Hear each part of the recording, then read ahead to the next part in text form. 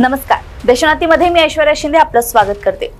नागपुरातील बजाज नगर येथील एक व्हिडिओ सध्या सोशल मीडियावर चांगलाच व्हायरल होत आहे। या व्हिडिओमध्ये तरुण तरुणी दारूच्या नशेत धूत पाहायला मिळत आहे। तरुण तरुणीला चक्क आपल्या कडेवर उचलत नेत असताना दोघे त्याच ठिकाणी पडल्याचं पाहायला मिळालं।